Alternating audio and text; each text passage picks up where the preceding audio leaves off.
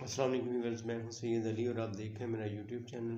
Viewers, حلب پر شامی باغیوں کا قبضہ، اچانک یہ فوج کہاں سے نمودار ہوئی اور انہوں نے حلب پر مسلمانوں پر شب خون مارتے ہوئے مسلمانوں پر ان کا جہاد ہوتا ہے۔ کبھی یہ پارا چنار میں شیعہ مسلمانوں کو قتل کرتے ہیں، کبھی یہ شام میں جا کر جہاد کرتے ہیں، مسلمانوں کے خلاف سنی شیعہ مسلمانوں کو قتل کرتے ہیں۔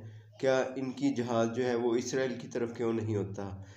اسرائیل نے فلسطین کی تباہی کی، اسرائیل نے حزب اللہ کی تباہی کی، لیکن ان لوگوں کا جہاد اسرائیل کے خلاف کیوں نہیں ہوتا؟ یہ سب قابل غور چیزیں ہیں کہ یہ لوگ جب بھی جہاد کرنے نکلتے ہیں، شام میں یا افغانستان میں کہیں بھی، یہ مسلمانوں کے خلاف پارا چنار میں ان کا جہاد صرف مسلمانوں کے خلاف ہوتا ہے۔ اللہ تعالیٰ ایسے ظالموں سے بچائے، مسلمانوں کو، مومنوں